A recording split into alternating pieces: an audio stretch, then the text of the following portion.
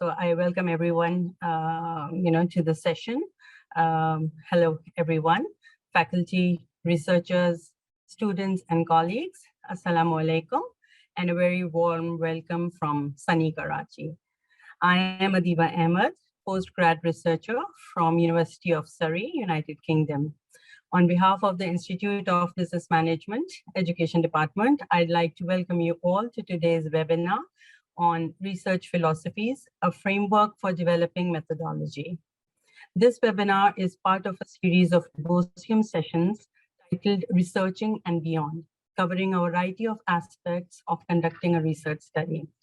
This series is very useful, not only for students of, MPhil at MPhil level and PhD level, like myself, but also for other early career researchers, novice PhD fellows, and faculty. Before we move on with today's webinar, let me remind you that this is the third webinar session. The first session, many of you must have attended as well, was conducted by Nergis Onar, who took us on a journey of how to craft a thesis research topic. The second webinar was by Sajidullah Sheikh on developing theoretical and conceptual frameworks, very important indeed, and where he explained how to develop both types of frameworks using different useful examples. This Webosium series will continue after today's session as well. The next session is planned for 3rd November and will cover the two main research methodologies, qualitative and quantitative, and their importance and application. So stay tuned for that, and I'm sure no one wants to miss that important session. So now coming back to today's webinar, today's session focuses on research philosophies, a framework for developing methodology, conducted by Nancy Lobo. Nancy is a research scholar at the Department of Education, Institute of Business Management, and she's working under the supervision of Dr. Nasreen Hussain. And this Webosium series is also the brainchild of Dr. Nasreen Hussain. So before I invite Nancy, let me inform you of some housekeeping rules. This is approximately a 40-minute webinar. During the session, the audience will be asked to attempt 3 polls. Each poll will be flashed on the screen, and you will be able to submit your answers in the chat box within 45 seconds. All right. And a 10 to 15 minutes question and answer session will be held right at the end of the webinar, and a chat box will be activated in which you will be requested to write down your questions. And now, without further ado, I will hand over the session to Nancy. Over to you, Nancy. Thank you, Adiba. It is right. Good afternoon to everyone, and assalamu alaikum. My topic is research. Just one second. Okay. Research philosophies, the framework for developing the methodology. I am Nancy Lobo, a PhD scholar from IOBM, and I am here to present this topic.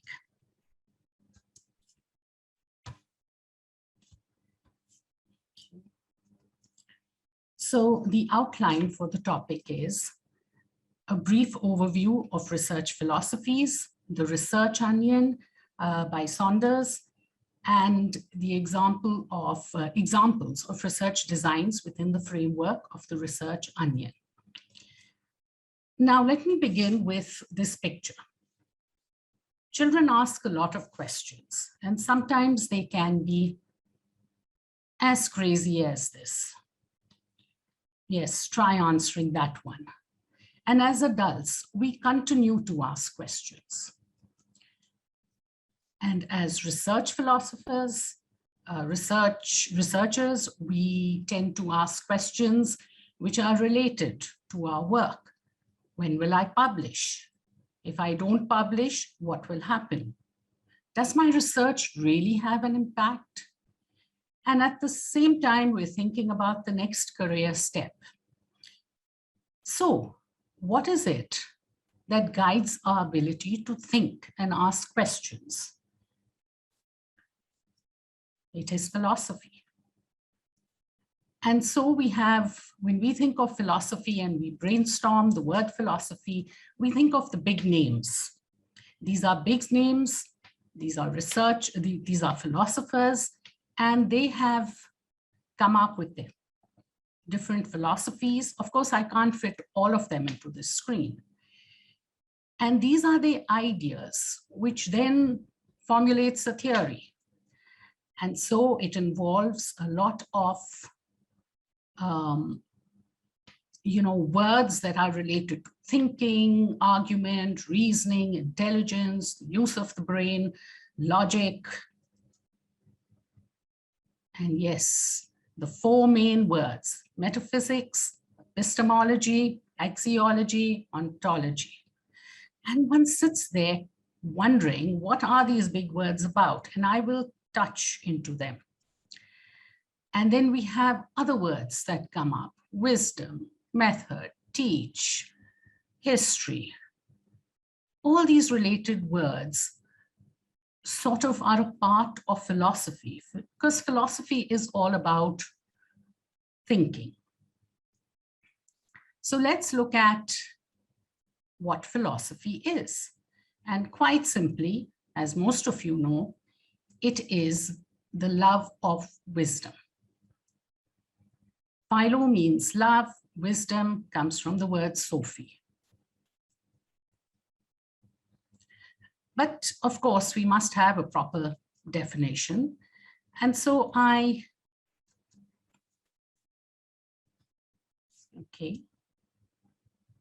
put this one up. And philosophy is an activity people undertake when they seek to understand fundamental truths about themselves, the world in which they live, and the relationship to the world and to each other. And so this is a famous painting, and it shows philosophers walking down the streets of Athens, discussing something, people around trying to hear what they are talking about. They are well-known philosophers, so people are interested in what they're saying. Some are busy with their own discussions, and some are lost in their own thought. It is a painting, yes. And so those who study philosophy are engaged in asking, answering, and arguing the answers to life, some basic questions. And we have Allama Iqbal, our famous philosopher. And this painting is quite familiar to most people in Pakistan, and he is, even the world, and he is lost in thought, thinking about answers to questions. And we know that he came up with the philosophy of Khudi.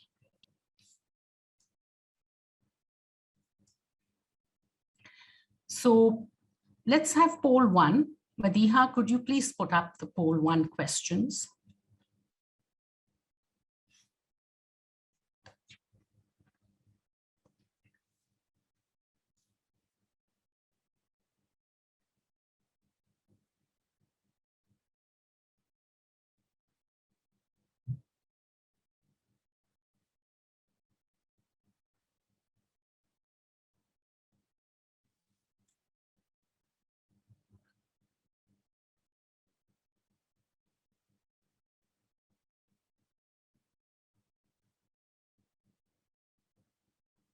It's an easy question, and let's see what your answers are.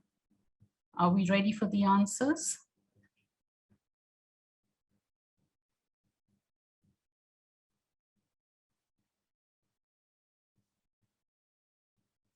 Wow, yes.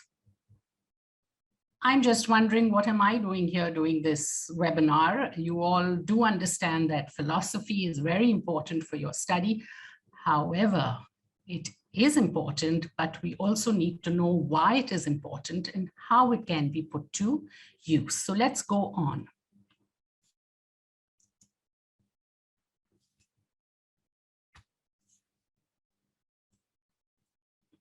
Okay. So part 1, the research philosophies. And as I mentioned, the key words: ontology, epistemology, and philosophy. or another word for philosophies are isms. Some authors, some books would view it as paradigms. Some even refer to it as worldviews. Creswell refers to it as worldviews. So let's look at what's the relationship between them. So if we take ontology and epistemology, we will have the philosophies. Now, let's look at ontology. What does it mean? Ontology refers to what is reality. Reality could be single, reality could be multiple, or reality could be something you have to search and find out about. Epistemology is how can I know about the reality? So knowledge, or it needs to be interpreted, or it should be examined using the best possible tools. So let's look at some of the philosophies. So if we have positivism as a philosophy, what is it that we need to do? What does positivism say? There is just simply one reality, and knowledge can be measured. When we look at interpretivism, what is it about? They are multiple realities, and reality needs to be interpreted. And when we look at pragmatism, it's basically about how reality has to be examined, the multiple reality times, and you would use the best tools for it. So having discussed those, let's see the relationship between them. And the best example to use here, the best diagram that I could, my research resulted in is the research tree. And so you have ontology, which is how do we view the world. We have epistemology, how should we investigate the world. We have the research philosophies, and both of them make up the research philosophies. In fact, there are two other components, but I am not going into them for the purpose of the presentation.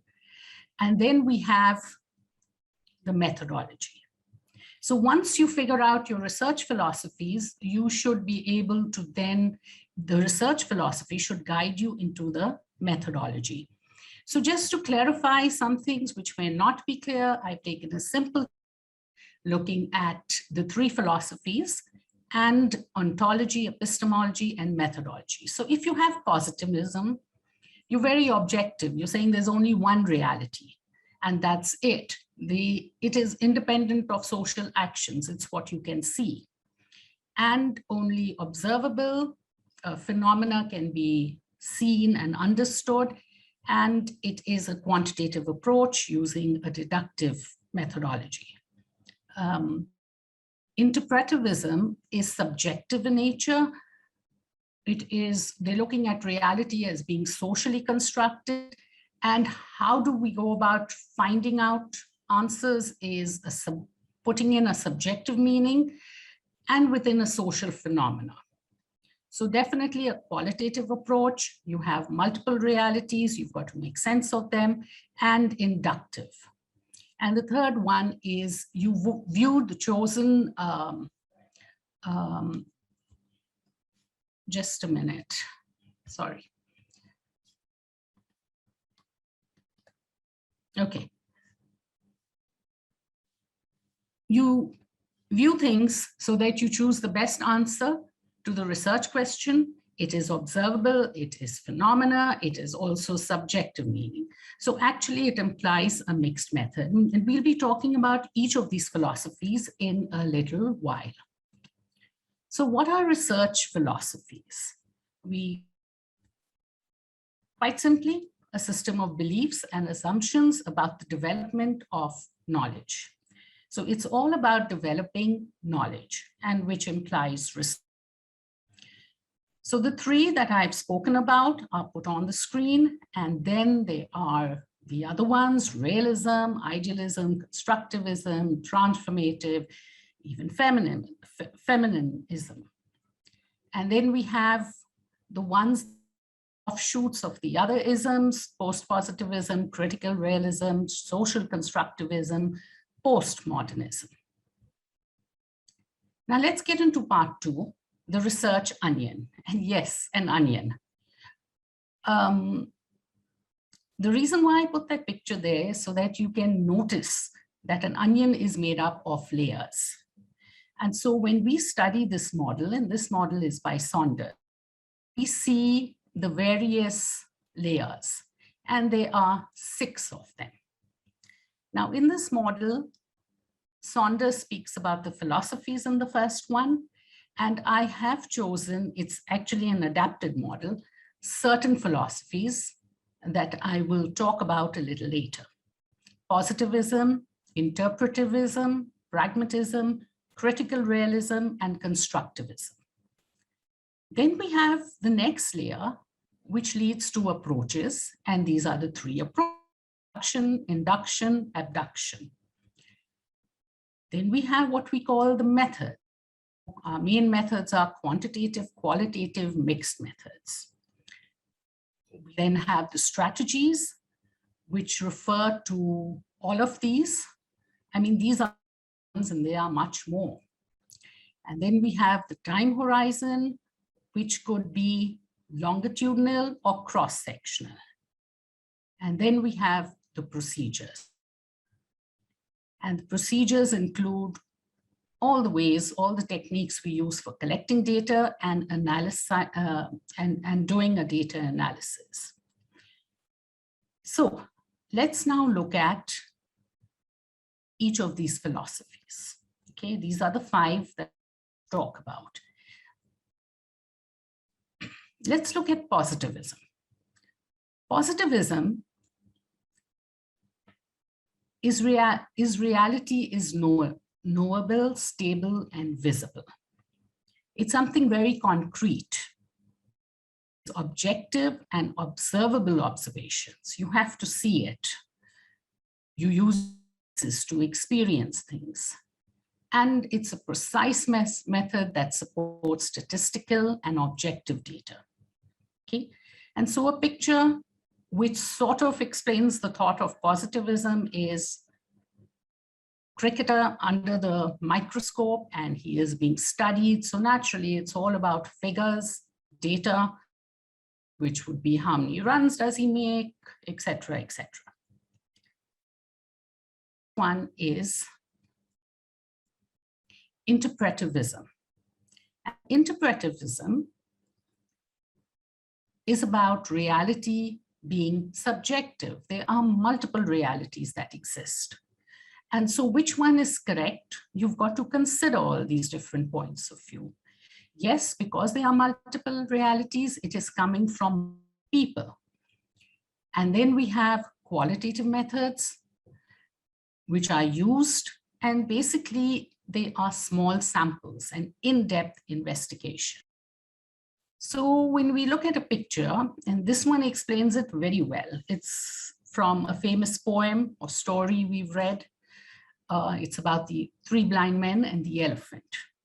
And each of these blind men or lady, there's a couple of ladies here, yes, they touch a part of the elephant and they form their opinion about it. This is how they have interpreted the elephant. They're all right in their observation. Of course, making sense of it will be the job of the researcher.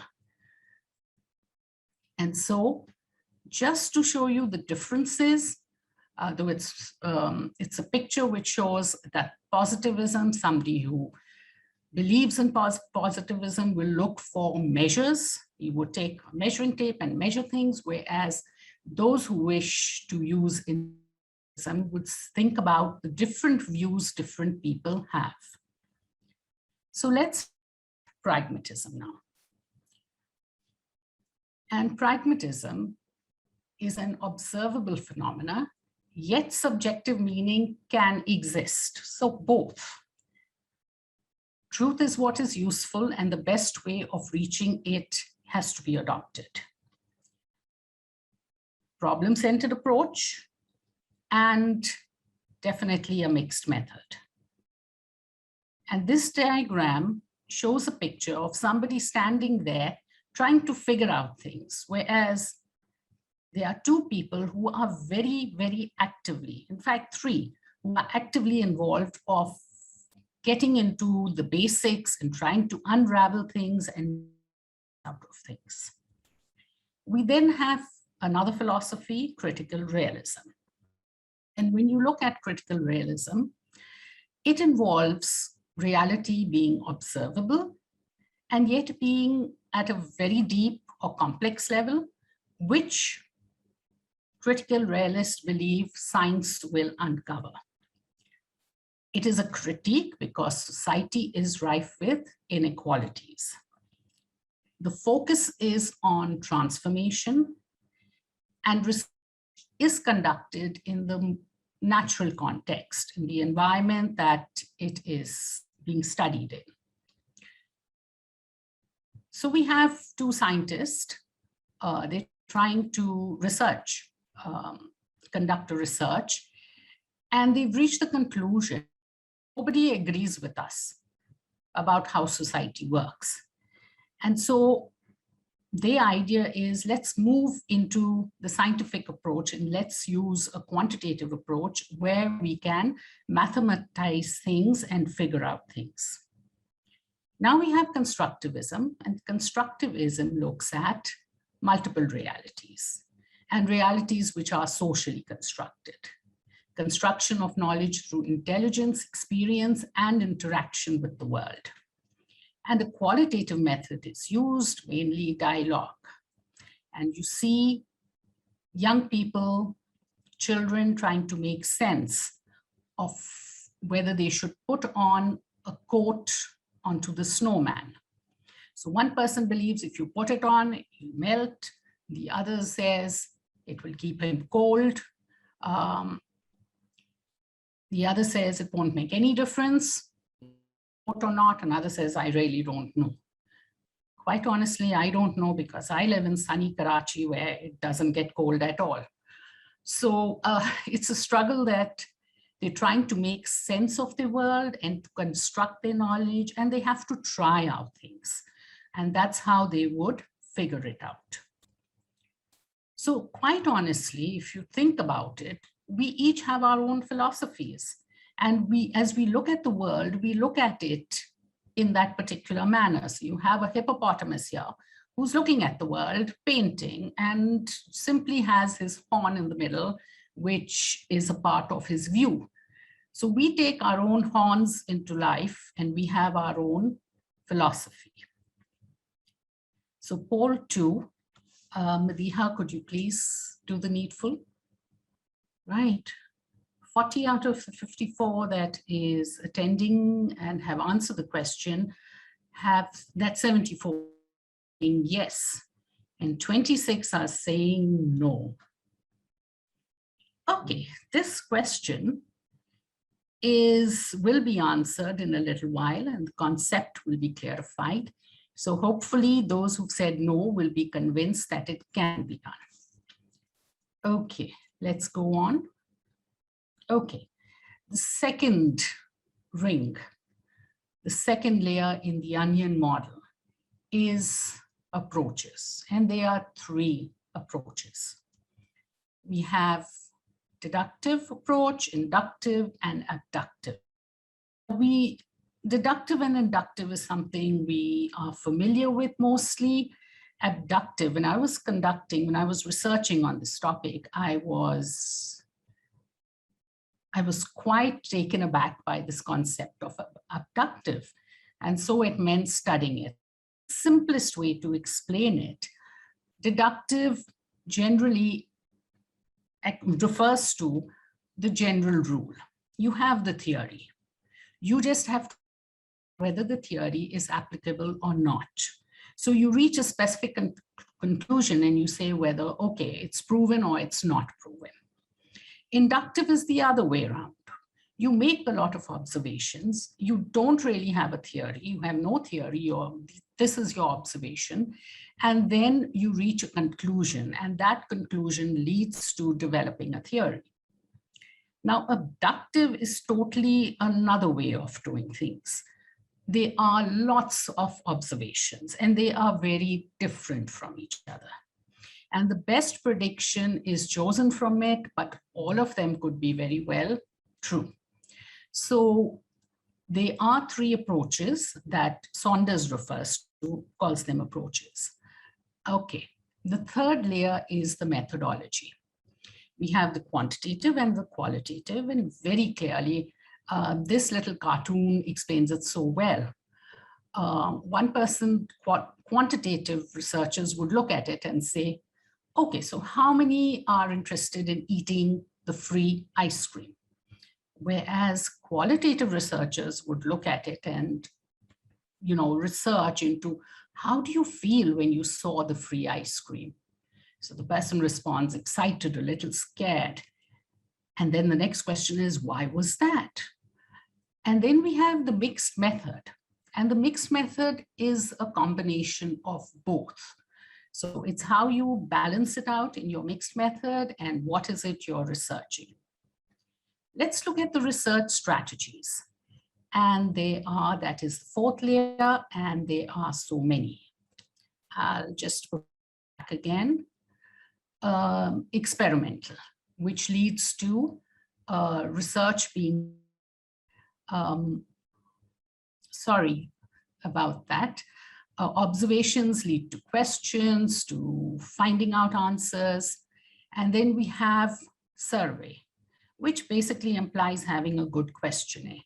Then we have phenomenology, and phenomenology is interesting because you look at a certain phenomena and say, what happened to the gasoline? And everyone has a point of view, and now you've got to find the general point of view. And then the case study. The case study is so detailed that a magnifying glass best explains it. You get into the nitty-gritty details. You have action research, and action research, those in the education department are very familiar with action research. It is something that you do in the classroom as teachers, and you find out about happening. And you take action, and then you try something else. Narrative, of course, it's very detailed. And then you have ethnography, which is a very interesting study. When you, for example, in this picture, they are showing a gentleman who is studying a particular tribe, and he lives amongst them, and he interview them and ask questions, and make observations, etc. And then the grounded theory, which is a very detailed way of developing a theory. And we then look at time horizon, which could be either longitudinal or cross-sectional. And in both of these, I mean, just this picture is very visible. Cross-sectional is over different people, over very quickly, you interview them, and longitudinal study would be over time, maybe over passage of their full life, you study their health. Okay, data collection and data analysis, and there are so many of it, but just a picture there, which you're familiar with. There are different ways of collecting data. One could do observation, have questionnaires, interviews, focus group sessions, etc. So poll 3, Madiha, could you please do the needful? 43% say that positivism is a philosophy that leads to statistical data only. Constructivism, 25%, interpretivism, 31%. Okay, the one which has philosophy, the research philosophy which leads to statistical data is definitely positivism. It's the only one. And the others, well, they have elements of other methods being used. Okay. The next slide is taking some time to come up. Okay, so part 3, the examples of research studies explained in the research onion. So 3 very clear examples being used. First one is a topic on John Dewey's My Pedagogic Creed and its application in schools today. So taking the 6 layers of the onion, we can see that positivism, and this is a study that I conducted myself. And the first layer is about positivism. It was a positivist attitude that I took into the research. Naturally, then you're looking at the theory, because the theory is there in my pedagogy creed. It is John Dewey's theory. And so one wanted to see its application, whether it could be generalized in our schools here today. So definitely a quantitative research study, a survey, sectional, and questionnaires and statistics were seen. Another example is that of entrepreneurship by family-owned schools. And this is a research study currently being conducted by me. The underlying philosophy is interpretivism, induction. So there are going to be different points of view about edupreneurs by family-owned schools and what their views are as to how it is an entrepreneurship. Inductive approach, qualitative, phenomenology, case study, and leading to cross-sectional, and of course, interviews and document analysis. So document analysis from these schools. It's a case study because it is about family-owned schools. There are many such schools opened by communities and different kinds of people under the leadership of different organizations, but I am only looking at family-owned schools. And the third one is also a research study conducted by me. This was my MPhil research study, Principles, Leadership Styles, and Communication Practices, and to see the impact it had one on the other. So there were 2 philosophies as the base: positivism, interpretivism, which meant both inductive and deductive approach. And let me explain how it became a mixed method. If you look at the principles leadership, there is a lot of material on it. The research has been done, the questions have been prepared, and of course, one can just use one of these prepared questionnaires and study the principles leadership style and identify it.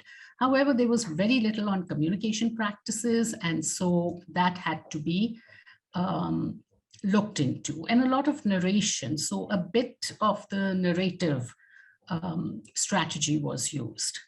Cross-sectional, of course, there's always a time factor, and questionnaires were used, interviews were conducted, and document analysis were being done to see what were the communication practices. So thank you very much. But I must say something here. You have been a wonderful audience. You have listened to my presentation, so thank you to IUBM for this forum.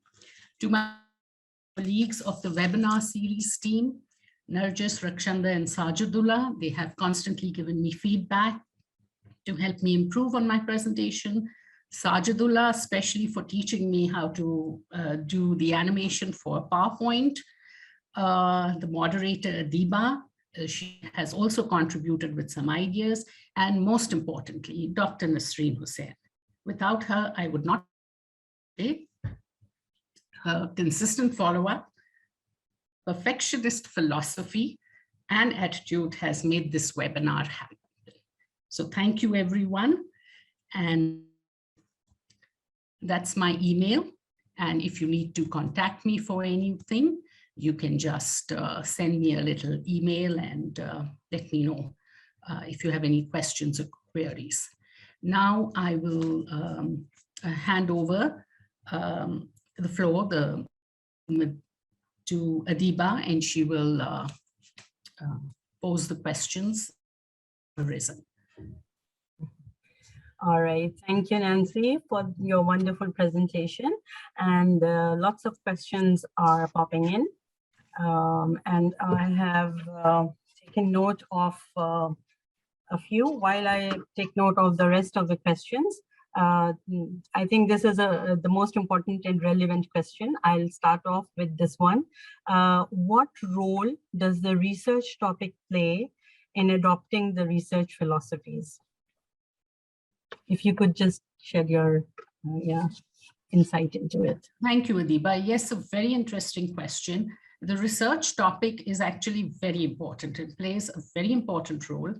And if I could use the example that I've already given, the leadership styles is an example of this. I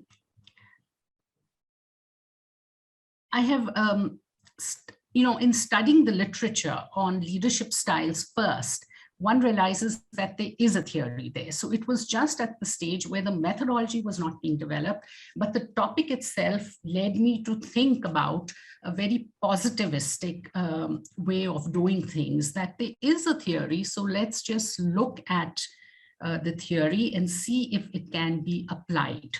So that aspect of it made it positivist.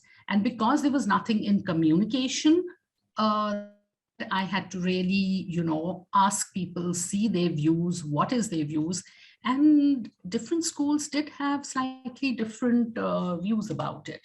So that led to the interpretivism philosophy. Mm-hmm. All right. Okay. And another one has come, which says that which research philosophies support a mixed method study? Okay, mainly pragmatism out of the 5. Constructivism can also include it.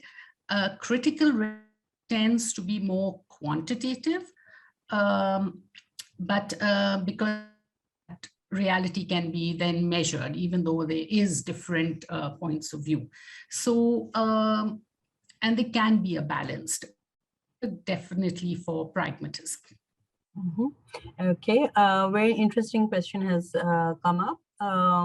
Ruth says, why do one need to know or add the philosophy in their research methodology? Could it be skipped? I would say, no, it can't be skipped. And basically, we all have a philosophy in life, which is going to influence the way we research. You take a philosophy with you in life, and let me use this example. If you notice, most of it was interpretivism in my philosophy, in my research. But I tend to naturally think that way. I think there are a variety of answers that people have, a variety of opinions, there is multiple reality, and so I have to get to the base of it. So that is then a philosophy that you take into your research practice. And I think that will end up with me being more comfortable with qualitative research, because at quantitative research, yes, it's important if the research literature tells you a lot and things are available, you may use a bit of that positivism. So I would either end up purely interpretivism or mixed method if I would use both of them, the and interpretivism. Mm-hmm.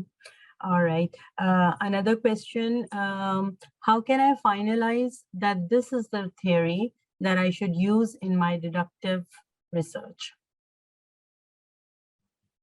Okay, deductive, first and foremost, it's important to understand the word deductive.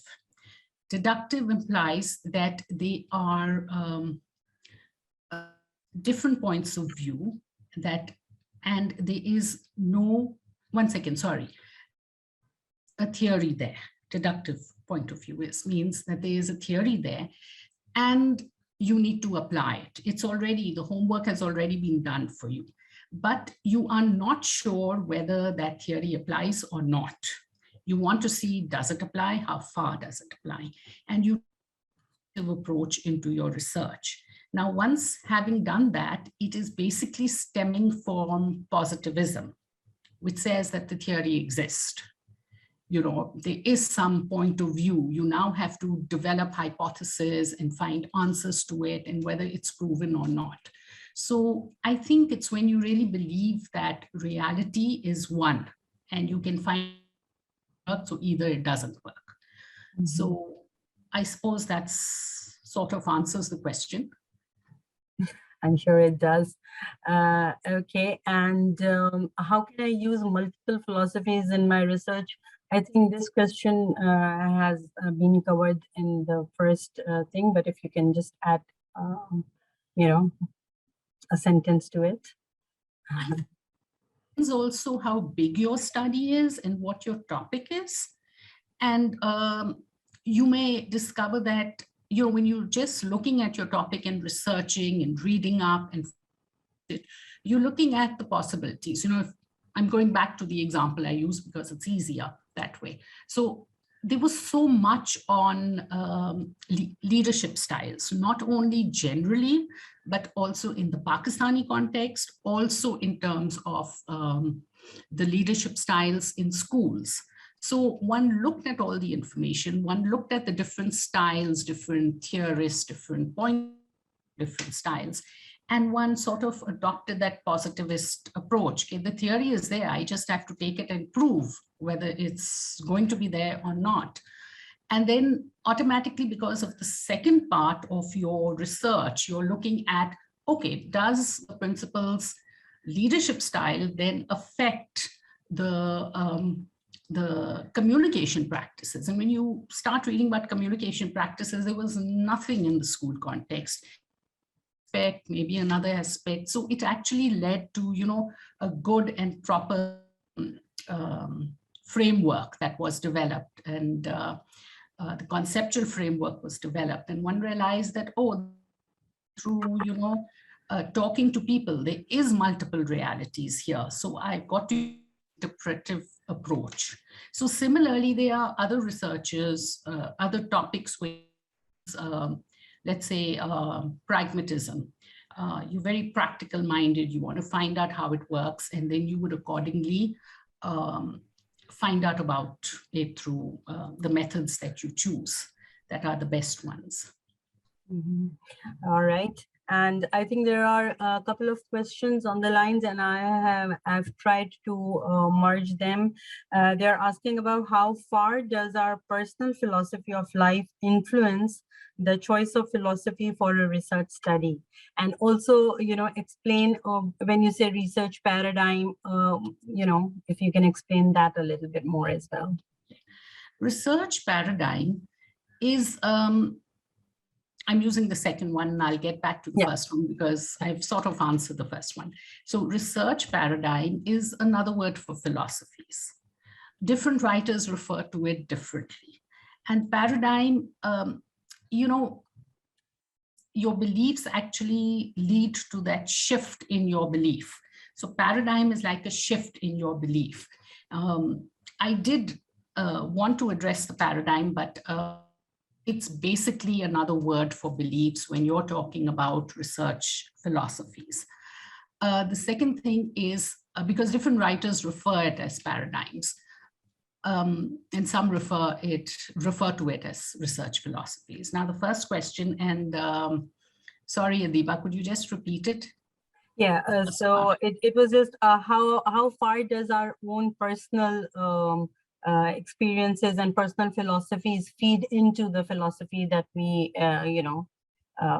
sort of select for our research? Our personal philosophy, like as I mentioned, I tend to think reality is different because there is multiple realities. There's not just one truth. Yes, if I was in a different field of work, like a scientist or something, I'd most probably say, listen, and I most probably would have developed a positivist attitude.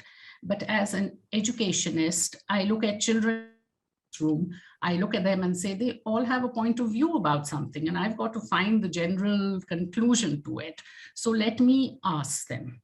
And then you see the common thread and what the problem is. So it's something that is there, through your experiences, through your life. So I tend to think like that, and therefore, I've already mentioned, I will take interpretivism into my research, I think, when conduct research.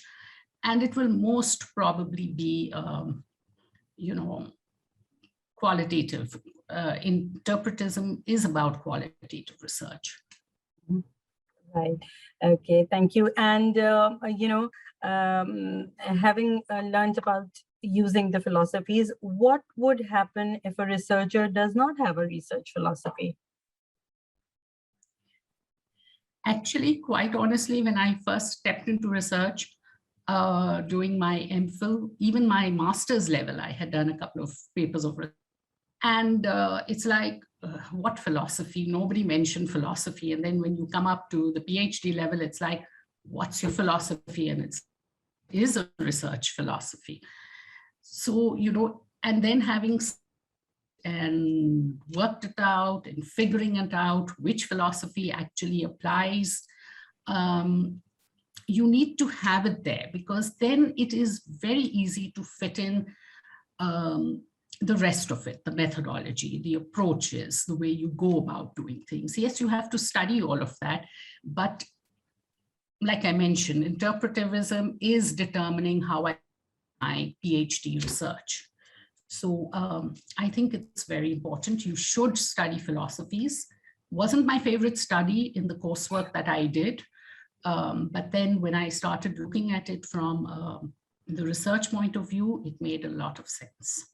Yeah, yeah. And I think the Research Onion really helps in doing that and putting, structuring our research study.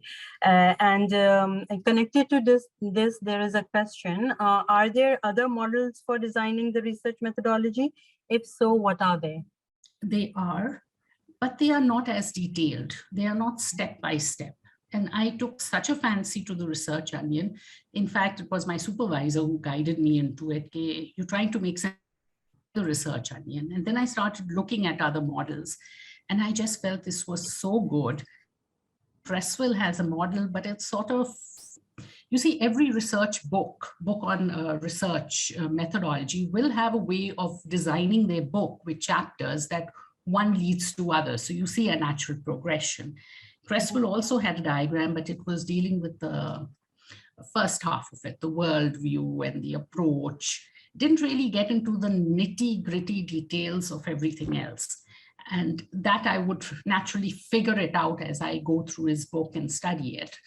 But the minute I saw the Research Onion, it was like, wow, that makes sense. And let me follow this. And so it gave me that guidance. And I hope it does give guidance to a lot of people struggling with this area. If you figured it out, what your research methodology is, and first your research philosophy, perfectly fine.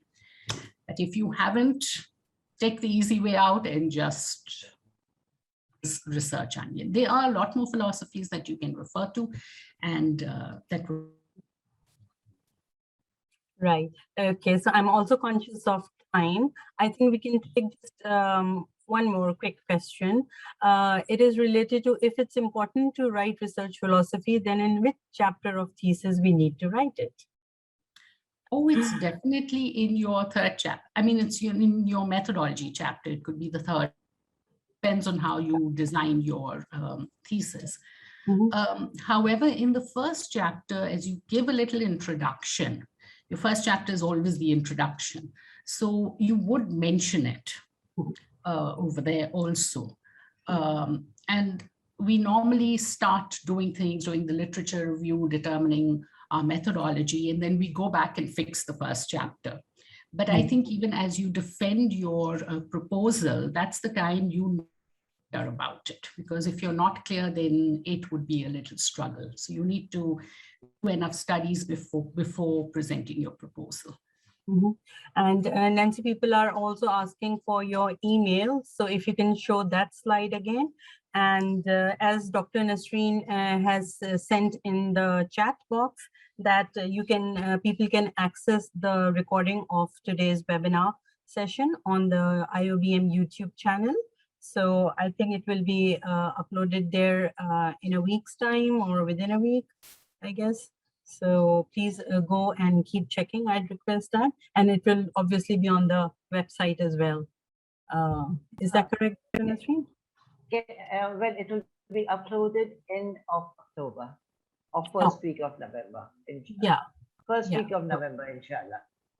All 4 will be uploaded. Okay. Yeah.